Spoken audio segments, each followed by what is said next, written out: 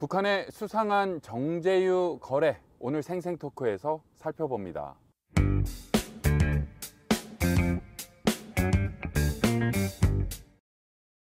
미국의 수도 워싱턴에서 매주 전해드리는 RFA 자유아시아 방송의 생생토크입니다. 중국이 한동안 뜸했던 대북 정제유 수출 현황을 유엔에 보고했습니다. 자, 언뜻 보면 국제사회의 대북 제재를 중국이 잘 이행하고 있다라고 볼 수도 있는데요. 그 이면에 감춰진 모습을 잘 살펴봐야 된다라는 지적도 있습니다. 취재 기자와 함께 그 이면의 모습이 뭔지 살펴보겠습니다. 오늘 홍알벗 기자입니다. 안녕하십니까? 네, 안녕하십니까? 네, 자, 중국이 북한으로 수출한 정제유 규모 유엔에 보고했다. 이것이 오늘의 주제인데요. 네. 먼저 유엔이 규정하는 이 정제유의 정의부터 살펴봐야 되겠어요. 네, 보통 정제유라고 하면은 그 원유의 그 열을 가하게 되면은 이제 가솔린, 디젤, 석유, 등유 뭐 이렇게 나눠지게 됩니다. 이제 깨끗한 원유 자체는 이제 시커먼 끈적끈적한 그 기름인데 그거를 그 자동차나 이런 데 사용할 수 있게끔 깨끗하게 이제 만들었다고 해서 정제유인데요. 이 정제유를 이제 북한에서는 자체적으로 만드는 공장이 있지만은 그 시설이 뭐 그렇게 좋지도 않고 많지가 않기 때문에 주로 이제 중국이나 러시아로부터 이제 수입을 해서 쓰게 되는 거죠. 네. 그래서 그 중국이나 러시아가 수출하는 정제유 그 량을 대북제재위원회에 신고하게 돼 있는데 요번에 이제 석 달 만에 그 신고가 이제 보고가 된 겁니다. 네. 자, 원유를 실생활에 사용할 수 있도록 좀 가공한 것, 그것이 정제유라고 할 수 있는데 사회생활, 실제생활을 하는데 꼭 필요하다라고 할 수 있는데요. 이런 정제유를 유엔은 왜 북한으로 들어가는 것 이렇게 규제하고 있습니까? 네, 말씀하신 것처럼 정제유는 그 실생활에서 많이 사용이 되고 있죠. 주로 이제 자동차 연료로 쓰이고 있고요. 농사 지을 때 사용하는 농기구에도 쓰이고 있고 또는 이제 발전소 기름으로도 이제 쓰이게 되는데 문제는 북한이 그동안에 이제 핵실험과 미사일 실험을 하면서 대북 제재를 받게 됐는데 이 정제유를 가지고 그 일상생활에서만 쓰는 것이 아니라 미사일 연료로도 쓸 수 있다는 거죠. 그래서 그걸 막기 위해서 대북제재위원회, 그 유엔 안전보장이사회 산하 대북제재위원회가 금지시킨 겁니다, 수출을.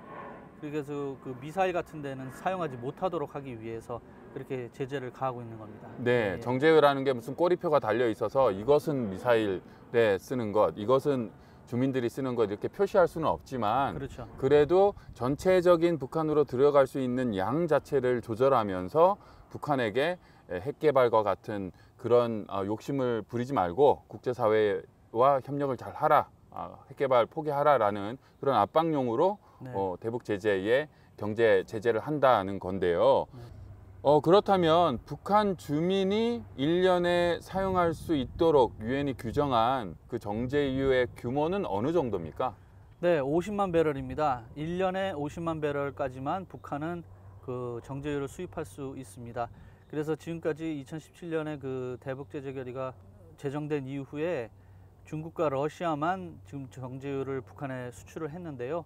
아직까지 뭐 50만 배럴을 넘은 적은 없습니다. 하지만은 조금 이따가 말씀을 드리겠지만은 공식적으로 보고하는 거 말고 또 다른 루트, 그러니까 다른 경로를 통해서 정제유가 들어가는 거 아니냐는 그 정황들이 지금 계속 관측이 되고 있어서 지금 대북제재위원회 전문가단에서는 계속 주시하고 있는 그런 상황입니다. 올해 북한으로 들여온 정제유 중에 유엔에 보고된 그 규모는 어느 정도입니까? 아마 올해가 그래도 몇 달 남았기 때문에 유엔이 정한 50만 배럴까지는 안 된 것 같은데요.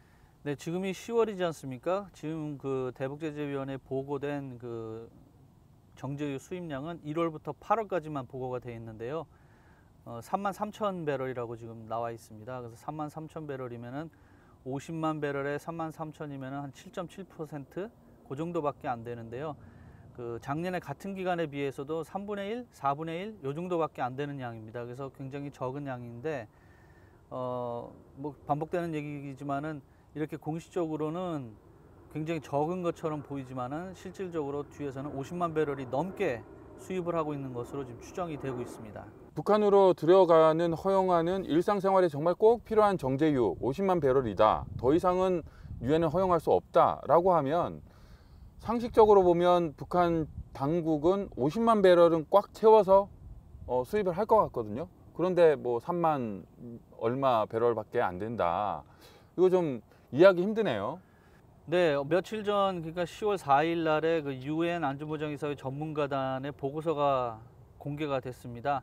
이 그 보고서에 보면은 그 북한 주변국들, 그다음에 회원국들 그 감시했던 그 결과들, 관측했던 결과들이 이제 보고서에 담겨져 있는데요. 인공위성 사진도 있고 또 직접 이제 그 해군들이 목격한 그런 장면도 있는데, 그걸 보게 되면은 그 북한 배 또는 외국 선적이 배 그 해상에서 선적 대 선적 환적 방식으로 정제유를 거래하는 모습들이 목격이 됐습니다. 그래서 대충 올해 1월부터 8월까지 한 120여 차례 이런 모습들이 목격이 됐다고 하는데, 그 배의 크기나 이런 걸 봤을 때는 50만 배럴이 훨씬 넘을 것으로 지금 추측이 되고 있습니다.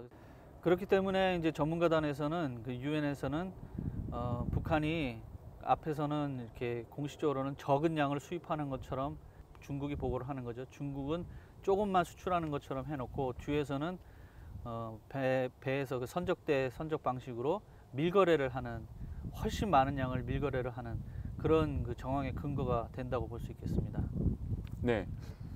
홍알복 기자의 설명을 들어보면 북한이 결국 합법적, 불법적으로 정제유를 북한으로 들여온 규모는 아마도 유엔이 정한 50만 배럴보다 훨씬 더 넘을 수도 있다라는 전문가들의 추정이 많다는 겁니다.